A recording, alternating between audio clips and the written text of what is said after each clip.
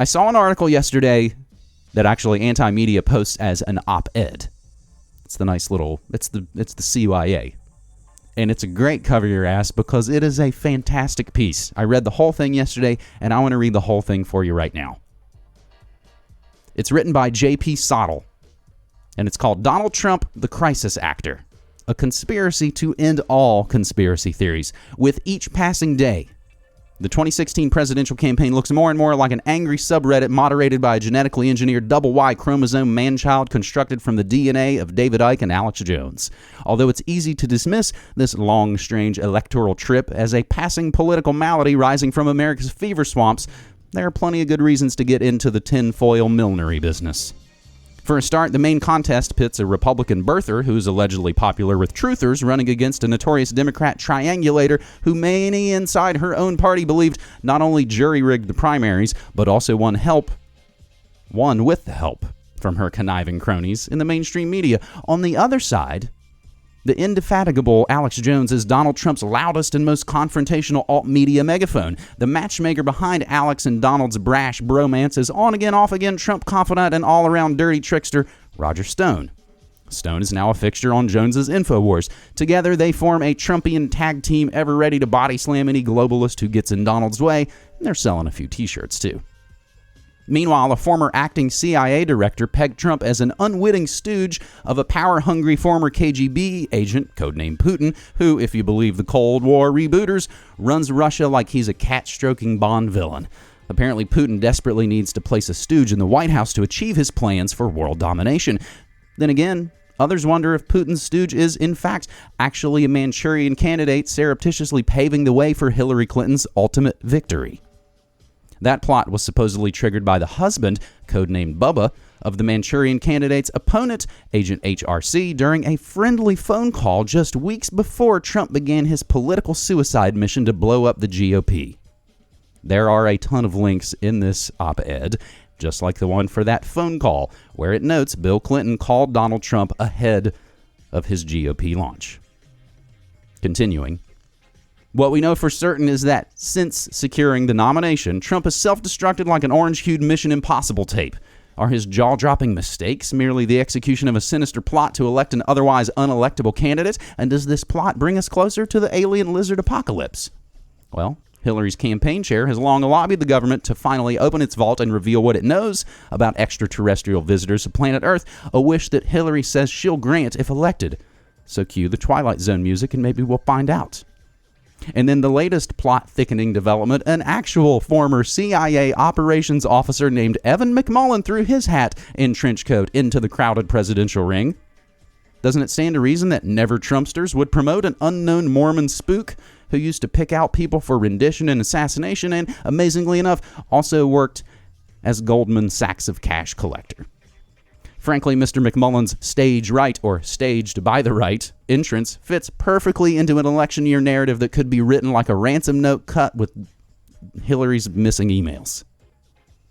And if all of this doesn't have you reaching for your shiny hat to protect your aching head, then consider how the cognitive dissonance of these narratives and counter-narratives might be making this election something more than an exercise in futility or a mere choice between two competing evils.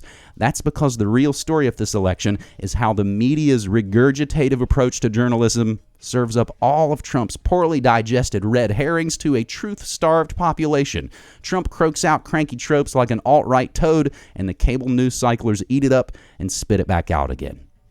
It's the logical outcome of their profitable fixation on a man who's made more baseless claims than a professional auto accident insurance scammer, and the rubbernecking media obsessively obliged him while also paving his path to the nomination with an unprecedented supply of free media coverage. But now that obsession is transforming this election into a referendum on sneaking suspicions, conspiracy theories, and the strange epithet of trutherism. The term truther is usually applied to anyone who refuses to buy the official story of 9/11. But truther is kind of strange because it turns the word truth into a term of derision and disdain. It's the type of disdain that's long been reserved for the CIA-generated phrase conspiracy theory. Conspiracy theory was the CIA's response to growing doubts about the Warren Commission's lone nut, magic bullet, move along, there's nothing to see here spin on the public execution of President John F. Kennedy. Stoked by lawyer Mark Lane's landmark book Rush to Judgment in 1966, and by the increasingly high-profile investigation of New Orleans District Attorney Jim Garrison, the CIA desperately needed a counter-conspiracy strategy to fight the public's growing doubts. What they got was a masterpiece of disinformation. The counter-narrative approach was outlined in CIA document number 1035-960. The stated aim of the memo was to, quote, provide material countering and discrediting the claims of the conspiracy theorists, end quote, and that it did. Most importantly, they married the words theorist and theory to conspiracy. By performing that simple semantic trick, they weaponized doubt and turned it back on the doubters, and it succeeded beyond Langley's wildest dreams. Not only did it generate doubt about the copious evidence compiled by Garrison, who the New York Times dismissively labeled a theorist in the headline of its 1992 obituary, and not only did it give sheepish journalists an easy way out of asking hard questions about the assassination, but it also cut off inquiry into just about anything that needed to be tidied up with an official story. From the Gulf of Tonkin incident to the October surprise to CIA cocaine trafficking to the public executions of Martin Luther King and Robert F. Kennedy and dozens of other evidence-laden conspiracies, the conspiracy theory label became a one-size-fits-all solution to the problem of public doubt about official cover-ups, illegal wars, and political corruption. And now, in this era of mortal doubts about politics, endless war, banking hijinks, media manipulation, and even the American dream, we suddenly find ourselves drowning in a sea of conspiracy theories. As of the writing of this story, you can put Trump conspiracy theory into the Google machine and it'll spit out about 30,600 results. But that's just the tip of the iceberg, which, according to Trump, isn't really melting because global warming is a hoax perpetrated by the wily Chinese. If you click on more news for Trump conspiracy theory, you'll get 1,930 results just in the recent news category. Among the mountain of stories filed by hundreds of news sources, the GOP's profligate nominee has inserted conspiracy theory directly into the headlines of stories about Orlando massacre, the outcome of the forthcoming election, the founding of ISIS, the death of Supreme Court Justice Antonin Scalia, Syrian refugees, and dozens upon dozens more. When it comes to spouting disinformation, Trump is a psychological warrior's dream come true. Strangely enough, the only theory he's avoided talking about is the birther movement he helped create. Then again, Trump implies that Obama's true allegiance is to Muslim terrorists, for whom the assertion goes he's working as a secret agent inside the White House.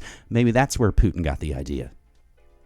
Trump did ratchet up the cognitive dissonance when he threw the Kennedy assassination into the swirling mix of tropes clogging up this campaign. Amazingly, Trump not only got away with peddling the National Enquirer's flaccid, evidence-free conspiracy theory about Senator Ted Cruz's father's alleged link to Lee Harvey Oswald, but Trump actually went to secure the nomination shortly thereafter.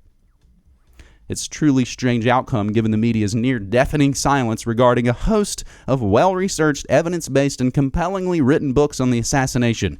Just ask David Talbot, James Douglas, and dozens of other journalists and academics. They will all tell you there is a de facto blackout of their work. And they'll also tell you that the conspiracy theory or theorist label is a mortal wound in the mainstream press. But Trump suffered no such problem after peddling a specious theory published by a paper associated with journalistic quackery. Like so many of his bloviations, Trump firmly planted the Kennedy assassination out in loony land. He also reinforced the idea of Oswald as the assassin. And he established himself as America's most infamous and recognizable conspiracy theorist. But just to take a page from the Donald's playbook, maybe he unintentionally exposed himself as America's ultimate crisis actor. There's no doubt that Trump's campaign is an ongoing crisis, and he sure seems like he's playing a character. And he's falsely flagging the political landscape with cranky conspiracies, specious accusations, and huge helpings of phony baloney. More importantly, his tenacious shtick threatens to conveniently take real investigations with real evidence about real-life criminal conspiracies down in flames with him. The problem isn't that Obama's a secret Muslim. The problem is that he's lorded over a mostly secret extrajudicial program to kill military-aged Muslim males with drones. The problem isn't that Obama and Hillary founded ISIS. The problem is the metastasizing U.S. imperium that's arming the world and widening the so-called war on terror. The problem isn't Muslims' infiltration of the West. The problem is that America's war of terror is catalyzing an unprecedented global humanitarian nightmare. The problem isn't that the media is lying about Trump's imploding campaign. The problem is that the media ignored the damning conclusions of the UK's Chilcot report and the troubling details of the long-anticipated 28 pages on Saudi involvement in 9/11. The problem isn't that China and Mexico have clever leaders who hoodwink Americans out of their economic birthright. The problem is that executives of American corporations use that cheap labor to pad their executive compensation packages instead of paying middle-class wages to workers at home. And the biggest problem of all is that real criminal conspiracies, like the perfectly legal scam of the hyper-financialized boom and bust and bailout economy, get hopelessly lost in the miasma of falsely flagged blather coming out of Trump's gold-encrusted cake hole. To be fair, he identified and exploited the quite real crisis of the two-party system. But his wacky acts making it easier and easier to discount his valid criticism of the Iraq War, of high